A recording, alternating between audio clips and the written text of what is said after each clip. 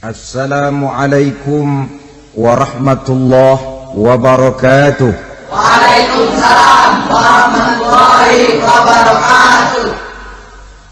Alhamdulillah wassalatu wassalamu ala sayyidina Rasulillah sayyidina wa maulana Muhammad ibn Abdullah wa ala alihi wa sahbihi wa mawala. La hawla wa la quwwata illa billah, amma ba'du. Bapak-bapak, ibu-ibu, saudara-saudara kaum muslimin rahimakumullah. Kapan kiamat itu akan datang? Ini rahasia Allah. Jangankan kita yang orang awam, baginda Nabi sendiri tidak diberitahu oleh Allah kapan kiamat itu akan terjadi. Tetapi sungguh pun demikian, banyak hadis-hadis yang menjelaskan ciri atau tanda-tanda datangnya kiamat. Nah, kalau sudah bicara soal tanda kiamat itu ada dua. Pertama yang disebut alamatus sughra, tanda-tanda kecil. Ini waktunya masih ada tenggang. Ada yang dinamakan alamatul kubra, tanda-tanda besar. Artinya kiamat sudah diambang pintu. Apa tanda-tanda kecil dari datangnya hari kiamat itu? Misalnya kata Nabi, apabila ilmu sudah diangkat oleh Allah. Artinya apabila ulama sudah banyak wafat, minat orang belajar agama berkurang, lalu kebodohan nampak merajalela di mana-mana, zina dikerjakan secara terbuka, minuman-minuman keras jadi kebanggaan, itu termasuk di antara tanda-tanda kecil terjadinya hari kiamat. Apalagi misalnya iza waladatil ammatu rabbataha, apabila budak sudah melahirkan tuan. Apa maksudnya? Ada yang mentafsirkan apabila anak sudah bisa membudaki orang tuanya. Orang tua yang melahirkan dia, yang membesarkan dia, demi setelah si anak besar jadi orang berpangkat, bertitel, berharta, berkedudukan, jadilah orang tua itu budaknya. Sehingga sering dibilang kalau orang tua kaya, anak jadi raja. Tapi kalau anak yang kaya, orang tua sering jadi budak. Apalagi munculnya fitnah yang bergelombang, timbul perang antara dua bangsa yang besar, waktu berjalan terasa sangat pendek sekali. Itu merupakan tanda di antara tanda-tanda kiamat. Termasuk di dalamnya sulit membedakan mana laki, mana perempuan. Kan kalau tanda-tanda kayak begini sekarang sudah banyak kita lihat kan. Ulama banyak wafat, penggantinya sulit. Zina dikerjakan berterang-terangan, minuman keras jadi kebanggaan, banyak anak membudaki orang tuanya, sulit membedakan mana laki mana perempuan. Kadang-kadang dari belakang kita lihat perempuan bener, begitu kita colek nengok jenggotan.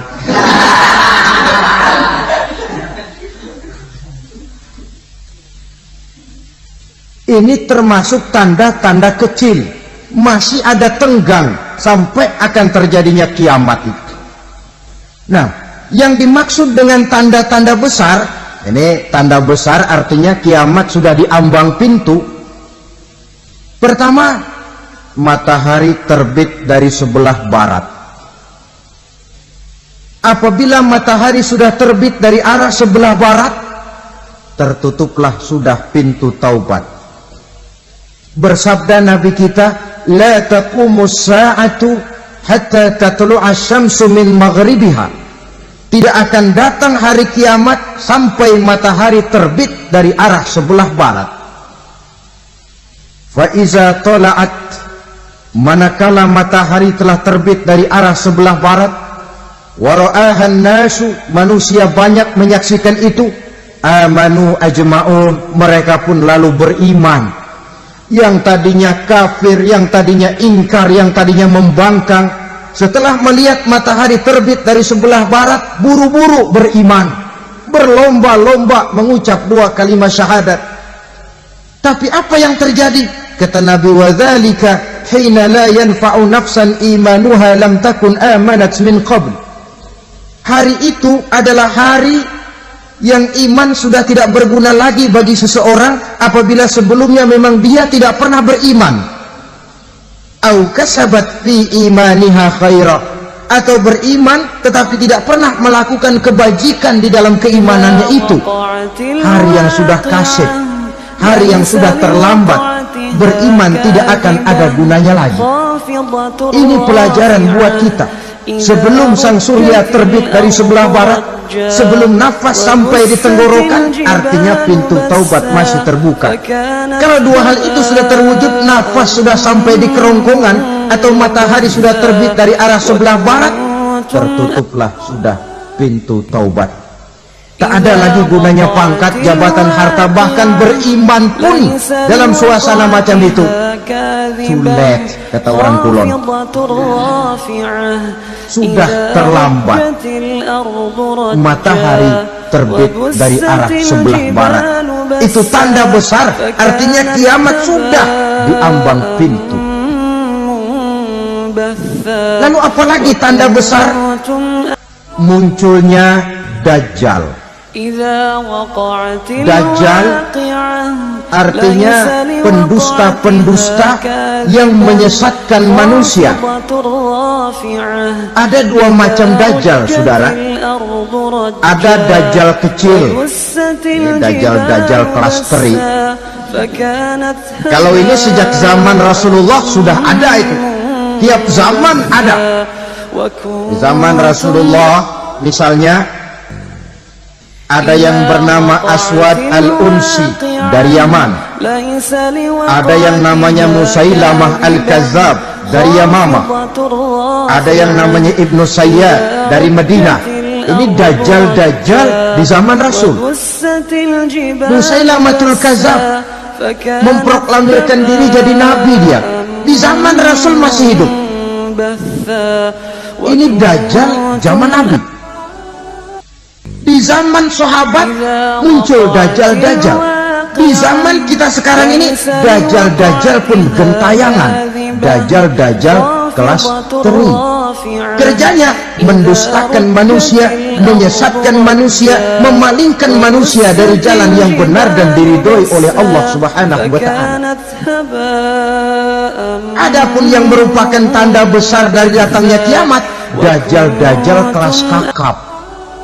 Pembohong-pembohong besar yang menyesatkan masyarakat manusia berpaling dari jalan Allah mengikuti jalan mereka.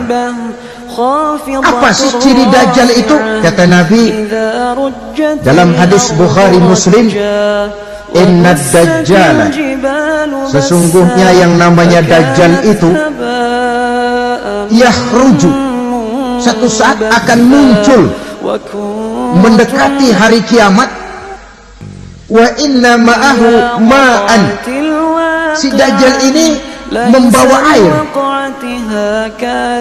wa naran, dan juga membawa api. 2 simbol. Di tangan yang satu dia bawa air, di tangan yang satu dia bawa api. Wa ammal ladzi yarahu an-nasu ma'an fanarun, adapun yang orang banyak lihat air, hakikatnya adalah api. Yang dilihat api, hakikatnya adalah air. Oleh sebab itu, kalau api yang ditawarkan, ambillah air. Kalau air yang ditawarkan, pilihlah api. Maksudnya apa ini? Ini bahasa simbol, saudara-saudara. Dajjal bicaranya seolah-olah untuk kepentingan manusia, menawarkan surga. Surga yang dia tawarkan hakikatnya neraka. Hai manusia, kalau kau mau bahagia, jangan dekat-dekat dengan agama. Sholat itu tidak efektif dan efisien, tidak produktif dari segi ekonomi itu. Menghadiri majelis taklim cuma buang-buang waktu. Tahajud, tasbih, tahlil, baca Quran, apa itu? Pekerjaan mubazir saja. Hidup ini cuma sekali, masa yang cuma sekali, manfaatkan dengan sebaik-baiknya. Mumpung, dibawanya sifat mumpung tetapi dalam pengertian yang sangat negatif. Bicaranya seolah-olah untuk kepentingan manusia, tetapi sebenarnya menjerumuskan manusia.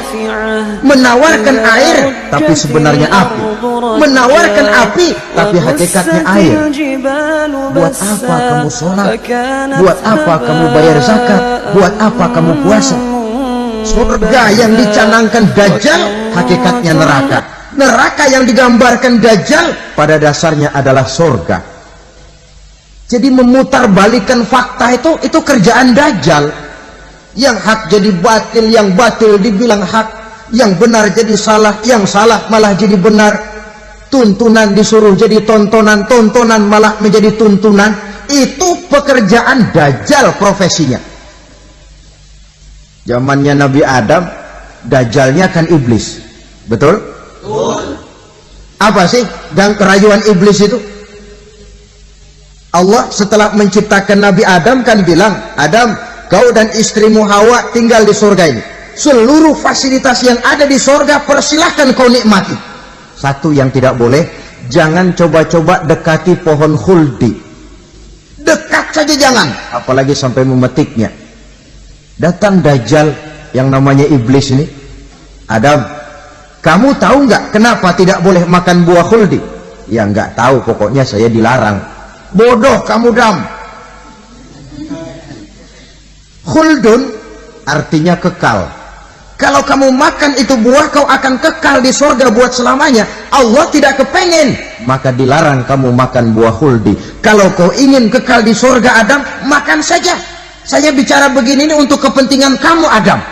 Ini kan ciri-ciri Dajjal. Bicaranya sih seolah-olah untuk kepentingan Nabi Adam, hakikat sebenarnya menjerumuskan Nabi Adam supaya ingkar dan melanggar larangan dari Allah Subhanahu wa ta'ala. Jadi setelah muncul Dajjal, timbul kekacauan-kekacauan di masyarakat. Banyak yang terpengaruh, terpedaya dan terpesona. Termasuk mereka yang memproklamirkan diri jadi nabi, mereka yang memproklamirkan diri jadi rasul di zaman sesudah Rasulullah wafat. Itu adalah Dajjal-Dajjal. Maka saya ingatkan, kalau di zaman kita sekarang ini ada orang ngaku jadi nabi, ada orang ngaku jadi rasul, biar bahasa Arabnya kental, Quran hafal, hadis ribuan hadis hafal, biar pakai serban sampai menyengser ke tanah, bahasa Arabnya fasih, tapi dia mengaku jadi nabi, jadi rasul. Kita umat Islam wajib tidak percaya, wajib untuk tidak percaya. Itulah Dajjal-Dajjal zaman kita sekarang ini. Tidak mustahil mereka datang mempengaruhi orang-orang awam supaya berpaling dari Rasulullah, mengikuti mereka. Nah, di akhir zaman nanti, mendekati hari kiamat, Dajjal ini muncul. Dajjal kelas kakap, menyesatkan masyarakat manusia untuk berpaling dari Islam, mengikuti seruan mereka. Apalagi di antara datangnya kiamat itu, tanda yang besar itu, turunnya Nabiullah Isa Al-Masih, putra Maryam. Menurut berbagai hadis yang sahih, Nabi Isa Al-Masih nanti akan turun lagi, tidak membawa risalah yang baru, tapi meluruskan risalah Islam ini yang telah banyak ditinggalkan oleh masyarakat. Bahkan ada hadis menjelaskan beliau akan membunuh Nabi, mematahkan kayu-kayu salib, lalu melaksanakan haji dan umrah mengikuti syariat Nabi Muhammad, bukan membawa agama baru. Menjadi semacam mujaddid, reformer, menyelamatkan manusia dari bisikan Dajjal. Bahkan ada riwayat yang menjelaskan bahwa Nabi Isa berhasil mengalahkan Dajjal, mengembalikan masyarakat manusia kembali kepada ajaran Islam yang datang dari Allah, dibawa oleh Rasulullah Sallallahu Alaihi Wasallam. Dengan kata lain, turunnya Nabi Isa bukan sebagai Nabi dan Rasul baru, tetapi mengikuti syariat Nabi kita Muhammad sallallahu alaihi wasallam. Saudara hadirin, ibu-ibu hadirat yang saya hormati, kemudian apalagi di antara tanda-tanda besar akan datangnya kiamat itu? Keluarnya asap atau awan. Kata Nabi, inna min asrati sa'ah dukhanan yamla'u ma bainal masyriqi wal maghrib. Di antara tanda-tanda kiamat munculnya awan atau asap yang memenuhi antara langit dan bumi. Ini pun diperkuat dalam surah Ad-Dukhan ayat 10. Fartaqib yauma ta'ti as-sama' bidukhanin mubin fayughshan nas hadza azabun alim. Bagi orang-orang yang beriman mereka biasa-biasa saja, tapi bagi orang kufur datangnya asap dan awan ini merupakan azab yang kelewat pedih.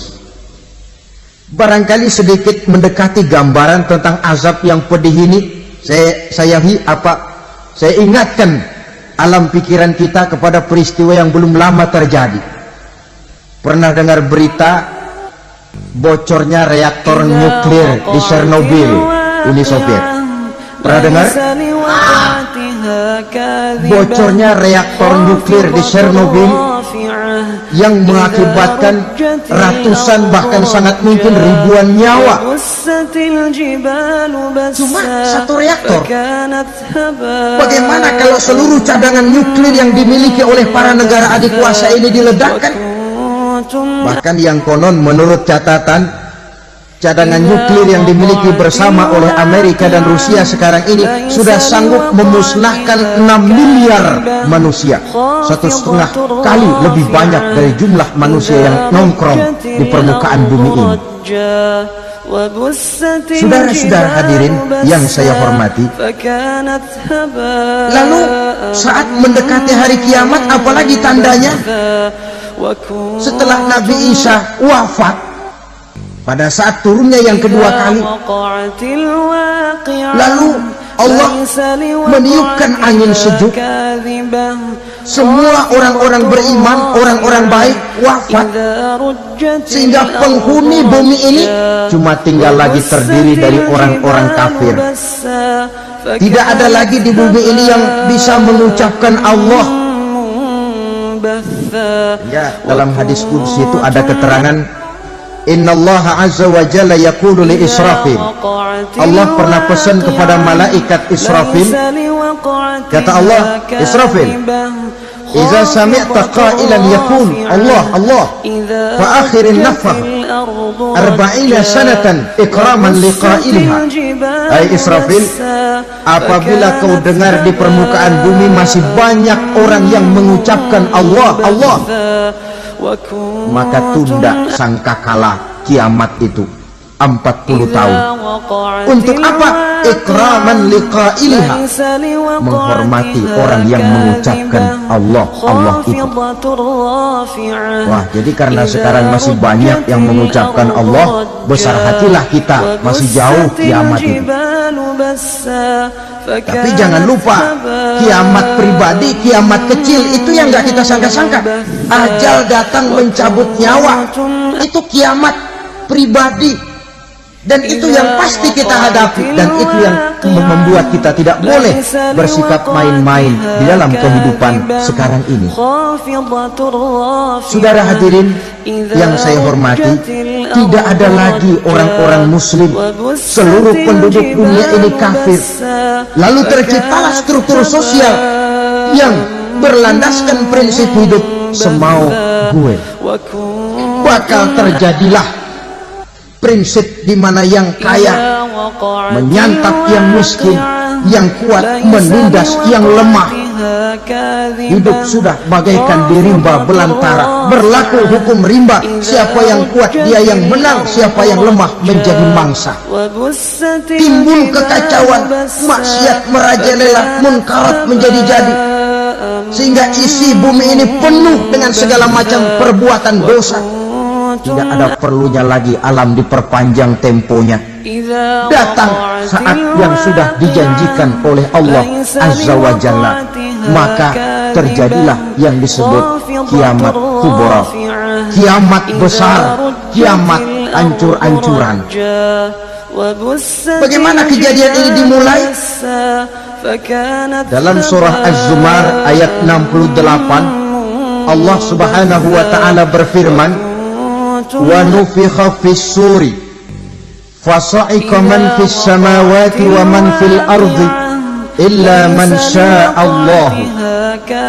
Maka manakala ditiuplah sangkakala, terkejutlah seluruh yang ada di langit dan seluruh yang ada di bumi. Bila saat kiamat datang, Allah perintah malaikat Israfil, tiup sangkakalamu. Ditiuplah sangkakala oleh malaikat Israfil. Yang akibat daripada tiupan itu, seluruh yang ada di langit, seluruh yang ada di permukaan bumi terkejut. Yang ada di langit siapa? Malaikat kan. Bayangin aja kalau malaikat kaget, apalagi kita. Terkejut seluruh makhluk yang ada di bumi, yang ada di langit mendengar suara sangkakala ini. Bunyinya tidak sanggup kita bayangkan dahsyatnya. Ledakan nuklir, ledakan neutron, belum apa-apa ketimbang bunyi sangkakala malaikat Israfil ini. Nah, lalu mendengar bunyi sangkakala ini, gemparlah makhluk, kacaulah alam. Bumi gempa, planet-planet bertabrakan, gunung meletus, air laut tumpah ke darat, angin topan bertiup, halilintar menyambar. Lalu semua yang bernama hidup mati total. Mati bareng tanpa persiapan. La haula wala quwata illa billah. Saya kadang-kadang dalam tafakur bermohon, ya Allah, mudah-mudahan saya nggak nemuin kiamat beneran. Ngeri, nggak bisa kita bayangkan macam apa suasana seperti itu. Allah saja banyak memberikan gambaran, misalnya Al-Qari'ah, wa mal qari'ah, wa ma adraka mal qari'ah. Kejadian yang menggemparkan. Tahukah kamu apa kejadian yang menggemparkan itu? Yauma yakunun nasu kal farasil mabsus wa takunul jibalu kal ihnil manfus. Pada saat itu manusia berterbangan bagai kupu-kupu, gunung berterbangan seperti kapas ditiup angin. Gunung saja macam kapas, konon lagi manusia. Kematian total, mulai semut sampai gajah mati, jin mati, iblis mati, malaikat mati. Malaikat saja mati. Saudara hadirin yang saya hormati, kematian total yang tanpa persiapan. Orang bilang, Pak, kalau mati bareng begitu yang repot malaikat maut dong ya. Cabut sana, cabut sini. Itu kalau menurut logika kita, mestinya begitu menurut logika. Tapi logika juga yang bilang nggak perlu serepot itu. Sebab untuk mematikan listrik di wilayah DKI, di wilayah Jakarta, nggak perlu tiap rumah didatengin matiin, ya lama. Cukup dari kantor pusatnya saja PLN, tekan satu tombol, gelaplah seluruh Jakarta. Saudara hadirin yang saya hormati, kematian total. Lalu setelah kematian total, planet-planet juga mati, dalam arti tidak bergerak dan beredar. Angin mati, dalam arti tidak bertiup. Air mati, dalam arti tidak ada riak gelombang. Pokoknya semua mati. Kullu nafsin za'iqatul maut, semua yang bernafas mati. Dalam ayat lain, kullu man 'alaiha fan, semua yang ada di permukaan bumi fana. Yang kekal cuma Allah Subhanahu wa ta'ala. Yang paling belakang mati malaikat maut dan malaikat Israfil. Tapi mati juga sesuai dengan janji Allah. Menurut hadis Bukhari Muslim dari Abi Hurairah, masa tenggang waktu antara kematian total pada tiupan sangkakala pertama dengan proses kebangkitan pada tiupan sangkakala kedua 40 lamanya. Tidak dijelaskan oleh Abi Hurairah 40 jam, apa 40 hari, apa 40 tahun. Hadis-hadis cuma menyebutkan 40 saja. Sunyi alam yang tinggal cuma Allah saja lagi. Ketika itu Allah berseru-seru, katanya, limanil mulkul yauma, siapa para penguasa hari ini? Mana itu raja-raja dan penguasa yang dulu mengaku jadi Tuhan? Fir'aun. Mana Fir'aun sekarang? Yang dulu jadi raja, merasa berhasil, sombong, lalu tidak mau turun-turun dari kekuasaannya, sampai kepada puncak kekurang ajarannya mengangkat diri jadi Tuhan. Mana itu Fir'aun? Namrus. Mana sekarang Namrus? La ilaha illa ana. Ternyata tidak ada Tuhan lain selain daripada aku, kata Allah. Proses kemudian, saudara-saudara, turunlah hujan dari langit. 40 lamanya hujan itu. Tidak jelas juga 40 jam apa 40 hari. Setelah air turun membasahi, datanglah tiupan sangkakala yang kedua. Semua yang bernama mati bangkit dari kuburnya masing-masing. Ini yang disebut Yaumul Ba'thi, hari kebangkitan.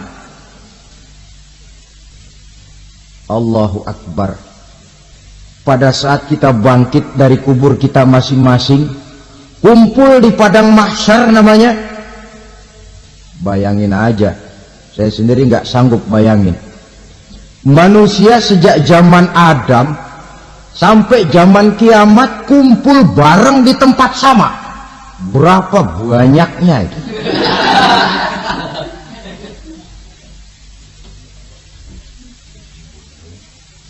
Dan yang luar biasa menurut satu riwayat, pada saat bangkit itu, Masya Allah, roman muka kita berubah,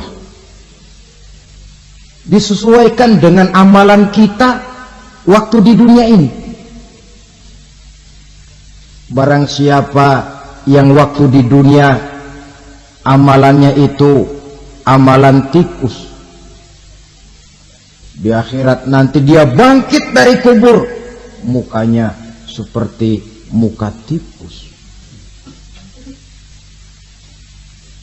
Gagah betul badannya, tapi mukanya seperti tikus. Kenapa? Amalannya waktu di dunia seperti amalan tikus. Apa amalan tikus itu? Suka ngegeragoti barang yang sudah disimpan rapi-rapi.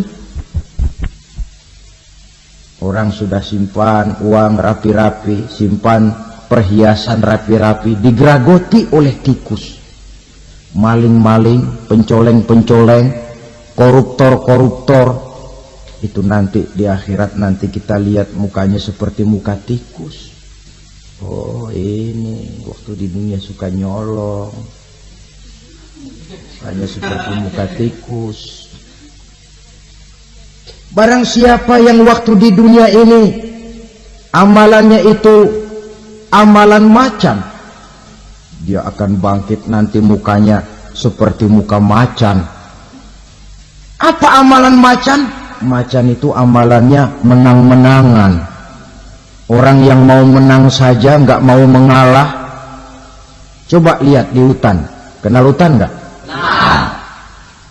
Di hutan, raja hutan di mana-mana pasti macan.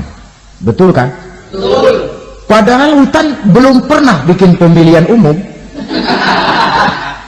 Tapi macan tidak peduli ada pemilihan umum apa tidak, pokok saya raja. Sebab apa? Macan jadi raja itu bukan karena benar, tapi karena kuat jadi raja. Setelah dia jadi raja, rakyat hutan yang mesti dilindungi malah dimakan oleh raja macan. Kambing rakyat hutan dimakan oleh macan. Ayam rakyat hutan dimakan oleh macan. Itu nanti kita lihat di akhirat itu mukanya seperti muka macan, gagah betul. Lalu barang siapa yang di dunia ini amalannya itu seperti amalan anjing, nanti dia punya muka seperti muka anjing. Apa amalan anjing? Pertama, anjing itu kalau disuruh jaga rumah, dia tidak bisa membedakan mana maling, mana tamu. Biar yang datang maling, kalau bawa tulang, anjing kalem. Yang kedua, anjing itu akan setia kepada siapa saja yang memberinya roti. Siapa yang memberinya roti, itulah majikannya. Apa kata majikannya, pasti dia laksanakan. Soal benar atau salah, dia tidak peduli. Setelah anjing dapat roti, dia tidak punya pilihan lain kecuali bilang, abdi mah kumaha juragan wae ayeuna mah.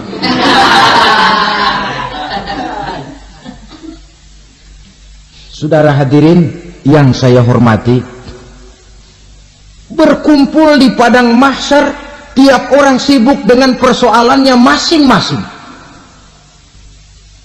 Matahari waktu itu didekatkan oleh Allah, panas luar biasa. Ada yang saking panasnya itu mencucurkan peluh keringat sampai sebatas mata kakinya. Ada yang keringatnya sampai sedengkulnya, ada yang keringatnya sampai sepusatnya, ada yang keringatnya mengalir sampai sebahunya, ada yang kelelap oleh keringatnya sendiri, sementara orang di sampingnya nggak apa-apa. Bergantung lagi amalan dia waktu di dunia ini. Saudara-saudara, sebagian orang dalam kepanikan padang mahsyar berombong-rombong datang mereka menghadap Nabi Adam. Ya Adam, anta abal bashar. Hai Adam, Tuhan adalah bapak moyang manusia. Kami sebentar lagi akan disidang, dimintakan pertanggungan jawab. Tolonglah kami, hai Adam. Kata Nabi Adam, jangankan nolongin sampean, saya sendiri tanggung jawab di hadapan Allah. Ketika dulu tidak boleh makan khuldi, saya serobot. Sudahlah, urus diri masing-masing saja, nafsi-nafsi. Begitu kata Nabi Nuh, begitu kata Nabi Ibrahim. Tiap orang bertanggung jawab sendiri-sendiri.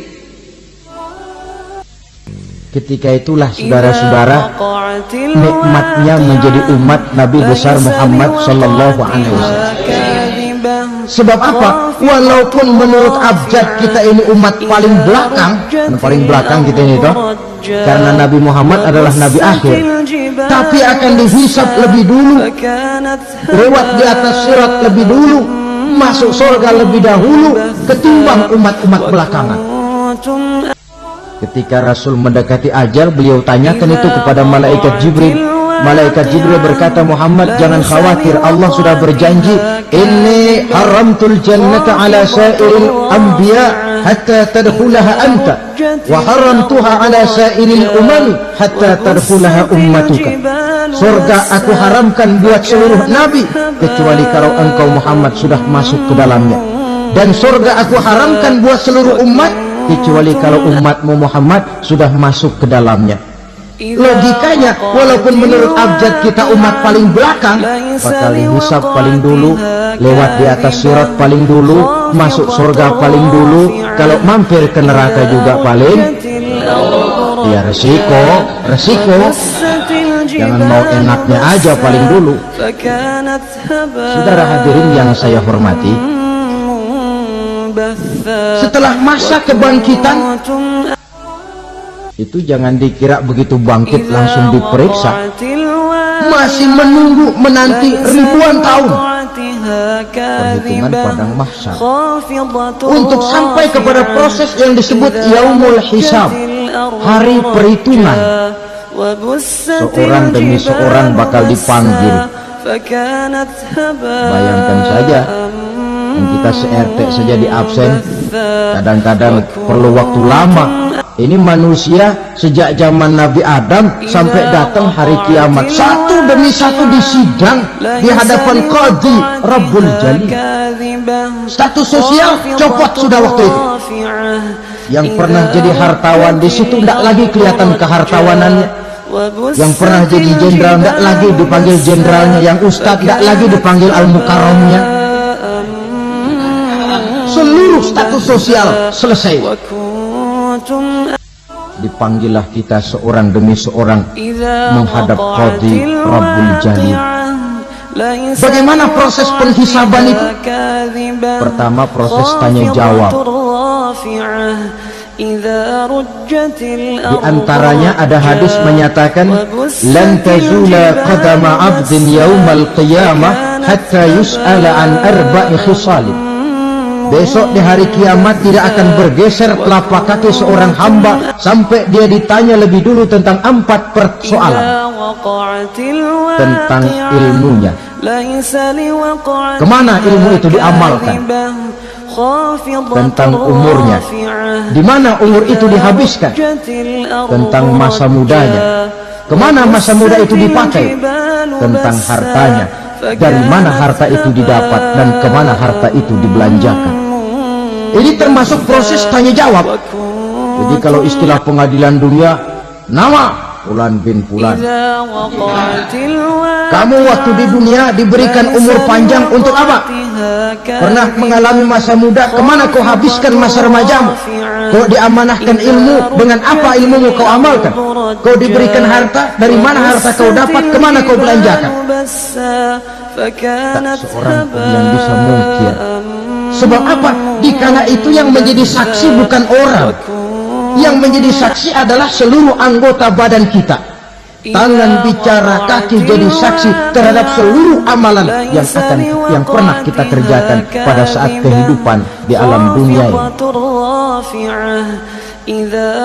Selesai proses tanya jawab, lalu diperlihatkan buku catatan kita waktu hidup di dunia ini. Jangan lupa Allah itu menyiapkan 2 superkomputer kepada kita. Sebelah ditempelin sebelah kanan, yang sebelah tempelin di sebelah kiri.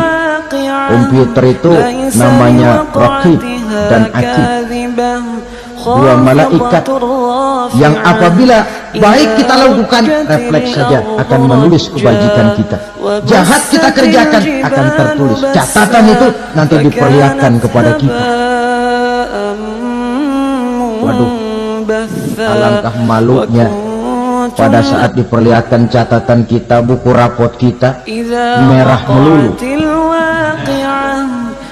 Barangkali diperiksa sambil domel, lu brengsek lo. Buku merah melulu begini bagaimana waktu hidup di dunia? Tidak cukup diperlihatkan buku catatan kehidupan, rekaman kehidupan. Rekaman kehidupan kita secara utuh sejak terlahir sampai ajal datang merenggut nyawa. Barangkali mirip dengan video sekarang ini, di mana terekam dengan baik seluruh kegiatan kita sejak yang sekecil-kecilnya sampai kepada yang sebesar-besarnya. Untuk kemudian kita pun menerima balasan. In khairan fa khairun wa in syarran fa syarrun. Kalau baik ya baik balasannya, kalau jahat ya jahat juga balasannya. Catatan-catatan kita diberikan. Kalau banyak kebajikannya diberikan di tangan kanan dengan cara yang halus. Kalau banyak kejahatannya diberikan dari sebelah kiri atau dilempar dari belakang. Itulah sebabnya sejak di dunia ini kita sudah mohon kepada Allah. Ketika berwudu membasuh tangan kanan, apa kita bilang? Allahumma a'tini kitabi biyamini wa hasibni hisaban yasira. Ya Allah, berikan saya kitab di tangan kanan, dan kalau saya memang perlu dihisap, hisaplah saya yang seringan-ringannya. Tangan kiri berlindung kita kepada Allah. Jangan sampai diberikan kitab di tangan kiri atau dari arah sebelah belakang. Wa'udzubika an tu'tiya kitabi bishimali aw min wara'i zuhri. Dari arah sebelah belakang, na'udzubillah min dzalik. Setelah selesai lewat proses penghisaban, lewat mizan, timbangan, maka yang sudah selesai dihisab itu bergeraklah menuju sirat, jembatan yang terbentang menuju surga melalui neraka. Saudara-saudara, panjangnya perjalanan sirat itu memakan waktu ratusan tahun. Tetapi orang yang lewat di atas sirat pun macam-macam, bergantung amalannya ketika di dunia ini. Ada yang lewat di atas sirat itu kalbarkil khatib, seperti kilat yang menyambar, lep, sudah sampai dia di surga.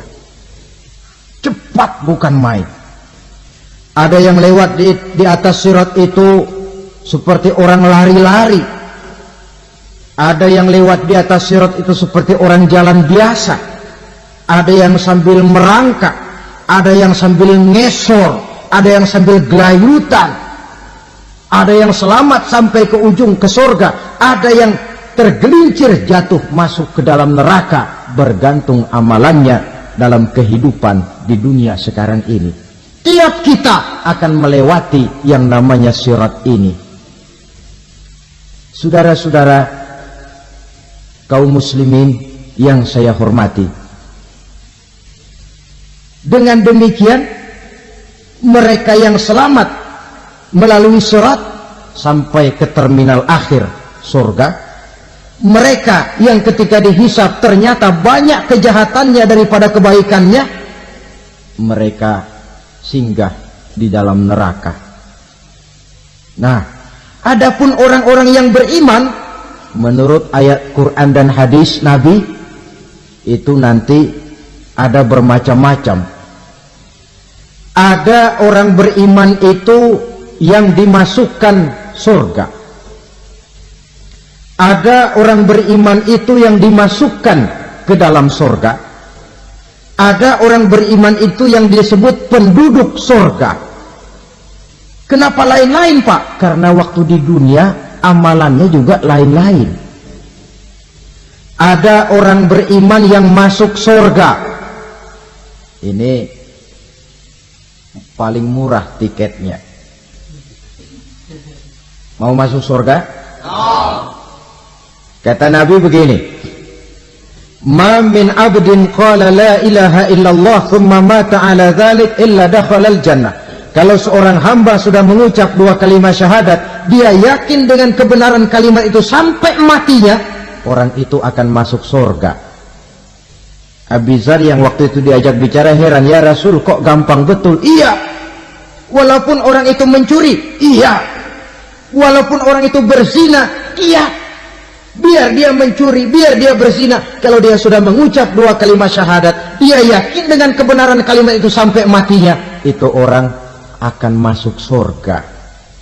Jadi masuk surga cukup dua kalimat syahadat, yakin sampai mati, masuk surga. Itu perkara masuk. Tapi kalau pertanyaannya diterusin, masuknya kapan, Pak? Nah, ini lain lagi urusannya. Sebab ada yang masuknya itu langsung, ada yang mampir dulu. Di sana tempat cuma dua, kalau tidak surga, neraka. Mau ke surga, tapi mampir dulu. Yang mampirnya jelas di neraka.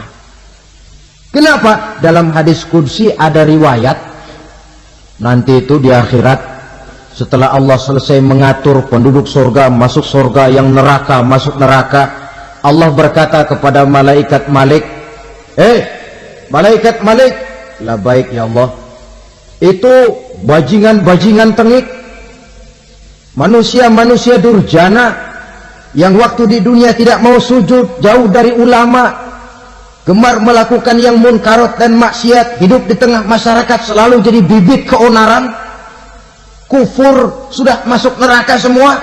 Sudah ya Allah. Nah, kalau sudah, coba sekarang kamu masuk, Malik.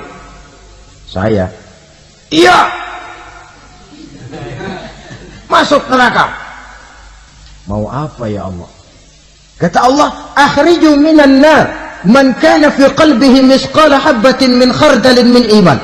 Kau masuk neraka, cari di dalam neraka orang-orang yang ada imannya walaupun kecil sebesar biji zarah, angkat mereka keluar. Masuk malaikat Malik ke neraka, cari orang yang ada imannya, korek-korek. Ya repot, udah pada gosong. Yang ada imannya diangkat ke atas, yang ada imannya diangkat ke atas, lalu dimandikan di Nahrul Hayat, namanya sungai kehidupan di akhirat nanti. Cakep lagi rupanya, bersih lagi wajahnya, apel di hadapan Allah. Kata Allah, bagaimana mas? Kapok nggak sampean? Kapok ya Allah. Nah, kalau kapok, idhab fadkhulil jannah, pergi masuk surga sana. Berangkat mereka ke surga, ketemu sama teman-temannya yang udah sampai lebih dulu, yang nggak pakai mampir lagi. Terjadi dialog. Kata teman-temannya yang udah pada nyampe duluan, mas, iya, emang baru sampai? Oh, saya baru sampai. Memang mampir di mana dulu mas? Kita sudah lama sampai di surga. Saudara buka surah Al-Muddathir ayat 34-35. Ma salakakum fis saqar? Kenapa kamu mampir di neraka Saqar? Qalu lam nakum minal musallin. Mereka menjawab, kami mampir di neraka Saqar mas, gara-gara dulunya kami waktu di dunia tidak pernah sholat. Tidak pernah sholat? Tidak pernah. Karena rumahnya dekat masjid. Cuma dekat doang mas. Sholat mah enggak saya. Nggak pernah ngasih makan fakir miskin, nggak pernah hadir di majelis taklim, pendeknya nggak pernah melakukan kebajikan. Maka saya pun mampir di neraka Saqar. Untung betul saya punya iman mas, sedikit. Waktu hidup di dunia dulu saya pernah mengucap 2 kalimat syahadat, sekali-kalinya waktu mau kawin. Masya Allah. Untung saja kawin, kalau nggak kawin polos.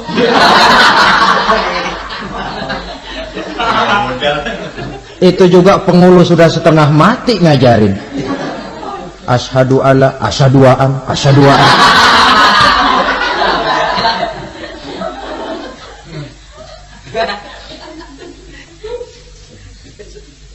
Ini namanya masuk surga, ada mampir dulu.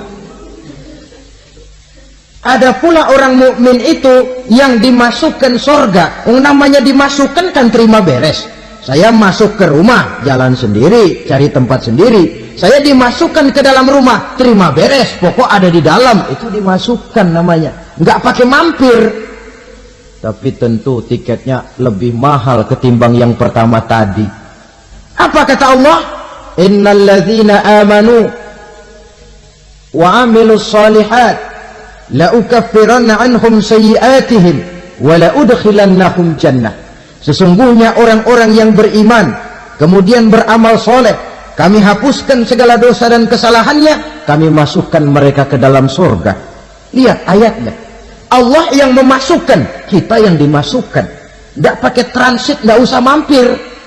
Cuma tidak cukup syahadat, tidak cukup amanu, tapi diiringi dengan wa'amilus salih. Iman, amal. Tidak cukup syahadat, lalu dibuktikan dia sholat, dia zakat, puasa, lalu dia melakukan berbagai macam kebajikan. Ini yang menyebabkan dia tidak pakai mampir di tempat yang bernama Saqar. Lalu ada pula orang mukmin itu yang disebut penduduk surga. Wah, ini sudah VIP ini. Ashabul jannah, penduduk surga. Siapa mereka? Kata Allah, innal ladzina amanu summa istaqamu fala khaufun 'alaihim wa la hum yahzanun ulaika ashabul jannah hum fiha khalidun. Sesungguhnya orang-orang yang beriman lalu istiqamah, tetap dalam melaksanakan perintah Allah, tidak goyang, tidak labil tapi stabil, istiqamah, mereka tidak takut dan tidak bersedih hati. Mereka lah penduduk surga. Iman, istiqamah. Tidak punya duit sembahyang, banyak duit sembahyang, miskin sembahyang, kaya tetap sembahyang, istiqamah. Kadang orang kalau susah rajin ke masjid, banyak duitnya ngelihat masjid melengos. Itu yang dibilang waktu miskin hamba Allah, setelah kaya jadi hamba harta. Bergeser, tidak ada nilai istiqomahnya. Saudara-saudara, dengan begitu penduduk neraka itu dua. Ada penduduk permanen, ada penduduk yang semi permanen. Yang semi permanen orang-orang beriman yang mempunyai dosa besar. Mereka masuk ke neraka untuk menerima azab sesuai dengan dosanya. Bila selesai masa azab itu, mereka akan diangkat untuk ditempatkan kembali ke dalam surganya Allah Subhanahu wa ta'ala. Nah, dikala itulah saudara-saudara, ada yang disebut syafaat dari Rasulullah Sallallahu Alaihi Wasallam. Tapi tentu jangan lupa syafaat ini ibarat kain menambal dia. Kita punya kain bolong-bolong sedikit, syafaat yang menambal. Sholat kita ada kurang dikit, sedekah kita ada campur riak dikit, amalan kita ada tidak karena Allah dikit. Kita berharap syafaat. Jadi biarlah kain masih bolong-bolong, yang penting punya kain. Tapi kalau kainnya tidak ada, yang ditambal apanya? Sholat tidak, puasa tidak, zakat tidak, berharap syafaat saja, terlalu berlebihan itu. Saudara hadirin yang saya hormati, apabila selesai proses penghisaban, proses penghitungan, maka dikala itulah manusia terbagi dalam dua kelompok besar. Fariqun fil jannah wa fariqun fis sa'ir. Sekelompok orang-orang beruntung yang masuk ke dalam surga, dan sekelompok lagi masuk ke dalam neraka. Akan memakan waktu untuk menceritakan sifat surga dan neraka, tapi insya Allah pada kesempatan pertemuan lain saya sampaikan. Namun sebagai gambaran umum cukuplah saya sampaikan sebuah hadis qudsi. Allah jelaskan, a'dadtu li'ibadiyas salihin ma la aynun ra'at wa la uzunun sami'at wa la khatara fi qalbil bashar. Aku sediakan buat hamba-hambaku yang soleh, yang tidak pernah terlihat oleh mata, tidak pernah terdengar oleh telinga, dan belum pernah terdetik dalam hati manusia. Jadi kenikmatan surga belum pernah dilihat mata, belum pernah didengar telinga, belum pernah terdetik dalam hati. Pedihnya azab neraka belum pernah terlihat mata, belum pernah terdengar telinga, belum pernah terdetik dalam hati. Saudara hadirin yang saya hormati, oleh karena itu, sebagai uraian akhir daripada kiamat ini, marilah sama-sama kita memanfaatkan hidup dengan sebaik-baiknya, supaya jangan timbul penyesalan di hari kemudian nanti. Mudah-mudahan kita seluruhnya diselamatkan Allah dari azab neraka dan mendapat surga dan ridhonya. Sekian dan demikianlah pertemuan kita kali ini. Terima kasih banyak atas segala perhatian.